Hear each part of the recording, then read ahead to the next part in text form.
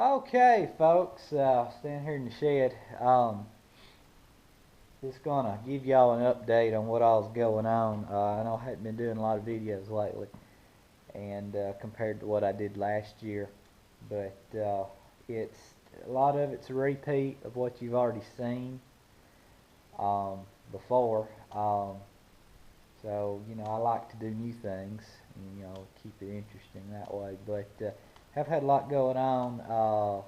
Here with my house and at work. They're moving us around at work, and that's kind of kept me there and kept me from taking days off when I usually take this time of year. I'm trying to get things done on the weekend so I can be there during the week for certain things. But anyway. So I'm a little late this year on fertilizing. I'm probably about a week behind from normal. Well, not counting the wheat, just fertilizing pastures and hay ground. Um, I think I was a little earlier last year, but anyway, just things, life happens. But I know y'all understand. Y'all been there, but the sprayer was put in here last night. I got some mud on it around. I hosed it off yesterday, but you can see I was in a muddy area coming out last night. But I did uh, I did put out. I went yesterday and got a tank of liquid nitrogen, 32%, and I put out on a good bit of hay ground. I put out 70 units to the acre of liquid nitrogen, which was about 20 gallons to the acre of straight 32%. I did use a nitrogen stabilizer in that because I'm having to do it now, and our next rain don't look like till about middle of this next week. So I knew it was going to be there for a few days. So I went ahead and run a stabilizer in it. Um, that cost me a little bit more money, but maybe it'll save that nitrogen a little bit from evaporating, let's say. But anyway, I also, as you can see here, got a spreader buggy. Got this yesterday also. This is a new one. I think they got it last fall. There's the inspection date's 11/24/15. So anyway, they usually get a few new ones every year. So I actually got a hold of one, but I got 4 tons in here of triple 17. I normally run past couple years. I've run triple 19. Um, yeah, I've run triple 19 on the pastures and some hay ground at about 200 pounds an acre. But anyway, so that's triple 17. It's ammonium nitrate, not urea. Triple 19 urea, for those of you that don't know. But I know most of you have seen these spreaders. They've been around for years. I wish I had my own personal one. A lot of people do these days, which, when it comes time to spread fertilizer, people fight over these things sometimes to get them. But the place I'm dealing with now, co-op I've been dealing with for the past few years now, has been pretty good to keep several of these on hand, so it's not a big deal to get one usually. So, but yeah, I kind of had my pick yesterday, so I got one of these new ones. But there's just a crankjack on the back that sets your rate. You got a little scale right here. I'm gonna go ahead and open this up. My first field, I'm gonna shoot for about 150 pounds to the acre. I'm gonna go a little light on it. I'm gonna go back over some of the hay ground with this that I put liquid nitrogen out on yesterday. at a little bit lighter rate. And I'm going to cut it down to where I'm putting out about 30 units to the acre here.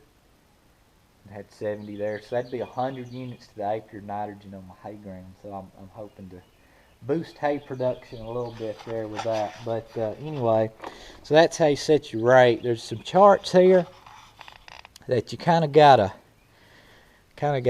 know a little bit of information here to set these. But I'm running off this middle number here is 60 on ammonia nitrate. And you can see if I want to shoot for 150, say I'm between the setting of 1.5 and 2, so let's say about 1.75, and you'll notice there's a tick mark or a mark here on the scale for 1.75. But there's the spreader wheels and your gearbox. These used to be chain driving here. We've actually had one apart before. It was a lime spreader buggy. I don't know if this is chain or not. It probably is. Probably got at least one chain, if not two. We had a lime spreader buggy that this part that come off was up here on top. It had a chain run off inside. It broke. I can't remember. We actually opened it up. We told the co-op about it, and they didn't have anybody look at it. And we asked them. We said, "Well, if we opened it up, can we, look in there and see what's wrong?" And they said, "Sure, it'd be fine." So that's what we did, because we were in a hurry to get the lime out, and we needed it, and that's what we did. But anyway, it's belt drive here that's tied to this drive wheel. So this is a hydraulic buggy. Ever since we've been working with them, all they keep are hydraulic buggies. A lot of co-ops don't have these, or only have a handful of them if they do. But you got a hydraulic cylinder right here. Here's the lines. And I don't have it hooked to the tractor just yet, but I'll hook these up here in a minute. But yeah, there's your hydraulic cylinder, which comes out, pushes this wheel right here against your tire. That in turn drives this belt. Belt goes back here, drives this gear / chain box, and does two things. Runs this chain right here, which pulls your fertilizer out of your hopper, and runs these spreader wheels, which actually does the spreading. So that's how all that works. Anyway, so today I'm going to be putting that out, get that out, and I'll drop that buggy back off tomorrow. Yes, you may have noticed the grain truck is not in here.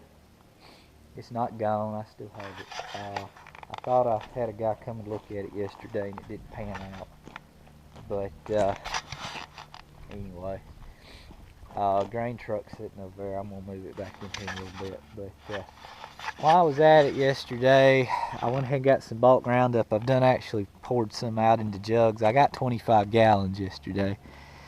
But I keep some 2.5 gallon jugs, all Roundup jugs around, and I found that easier to pour into the sprayer when I'm actually spraying. So I've got a little valve here on top of my Roundup tank, as you can see up here. I will pour that up into those 2.5 gallon jugs, and I keep a few of those filled up. Try to keep them filled up all the time. That way, when I get up one day and conditions are good and right, and I need to do a burn down or spray beans or whatever, I'm ready to go. So I went ahead and got that. Like I said, I made 2 trips to the co-op yesterday, and the co-op's about 40-45 minutes from me. So I spent pretty much yesterday morning getting that liquid nitrogen in this buggy of 1717. But I got the Roundup, and I got the ammonia sulfate AMS to mix in with that, and thought I'd go ahead and get that on hand because I'm going to start burn downs for beans. There's a couple fields I probably ought to go ahead and spray. They're coming up pretty thick and some weeds and some stuff. So I'd say in these next 2 weeks I'll be doing burn downs for beans. Uh, as far as the progress of row crops in the area right now, they were planting corn here that third week of March. I believe when I did the video on the Dodge or the Ram last, uh, that was when I was putting out my last liquid nitrogen on wheat. I think it was the day before that I seen them planting corn.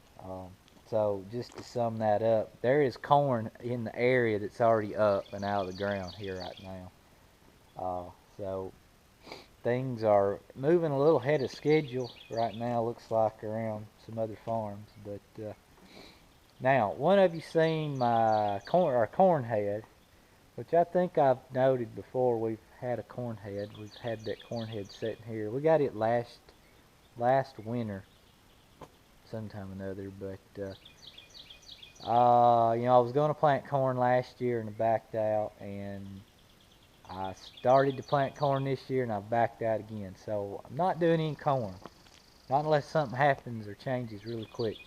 I need a good corn planter. I don't have, and I located a place that rebuilds some John Deere corn planters, and I found one that I liked, that I wanted, and I called the place, and they didn't have any on hand, ready to go or to be refurbished, and the price was right on them. And I don't need a big corn planter because I don't plan on doing a lot, but they took my name and number, and unless they come up here really soon and have something available, I don't look like I'll be doing any corn, because we're already pushing that time frame where I'd need to be prepping to do that, and that's going to be here and gone pretty quick.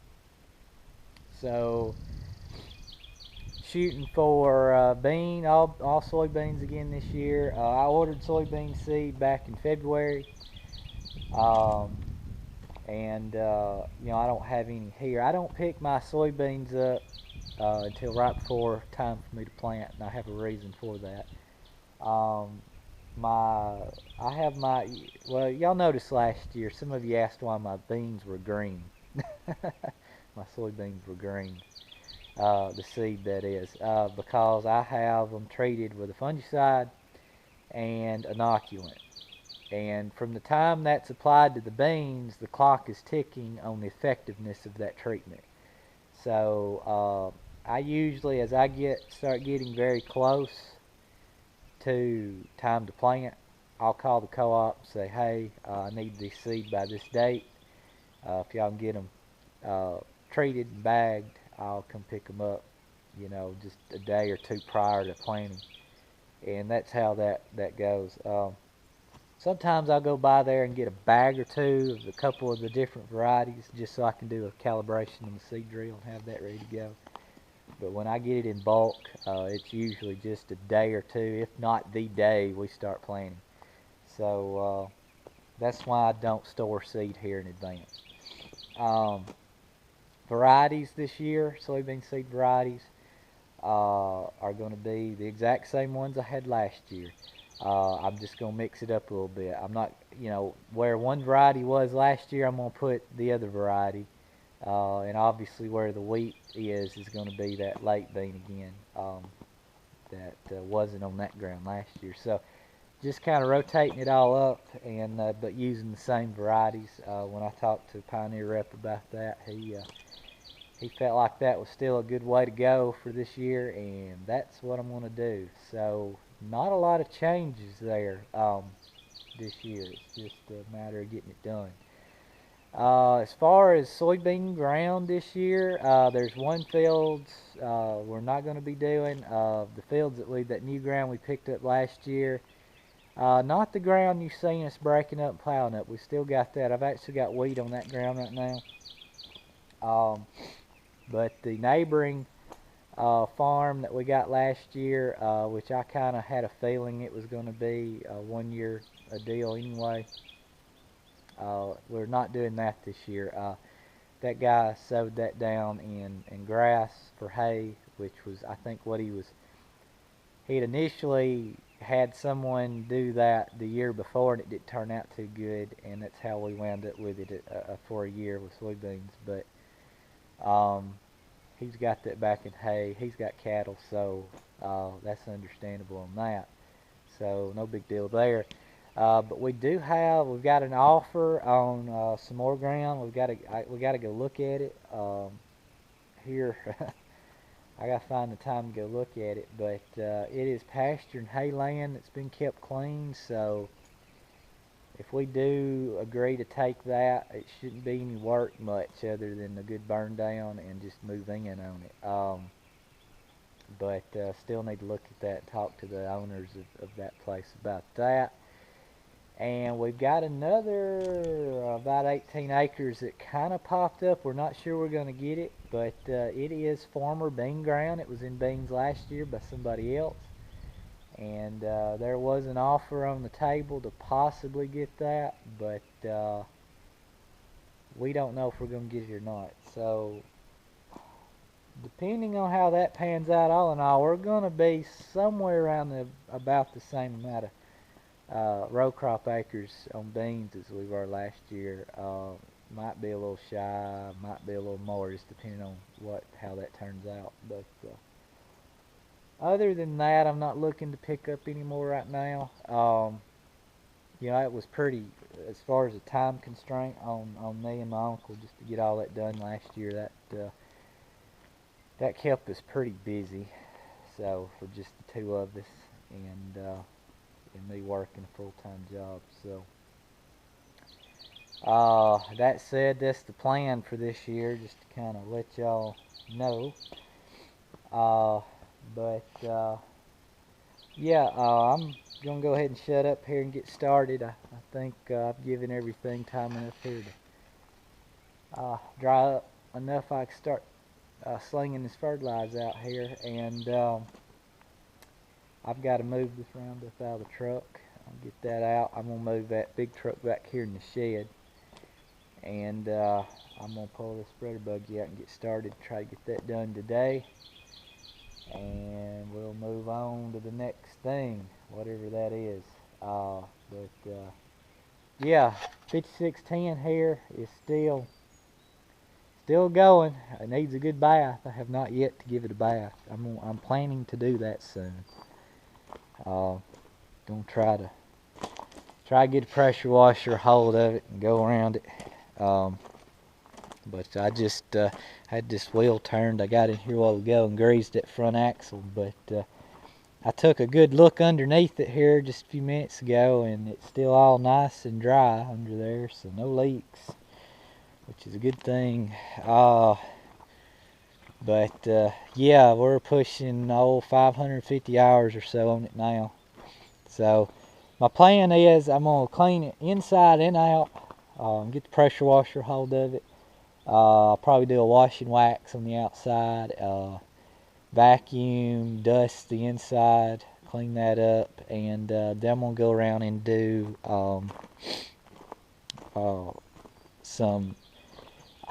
there's some maintenance you're supposed to do, about 500 hours, and some just general things to inspect. So what I haven't done to that, I'm going to do at that point after I get it cleaned up.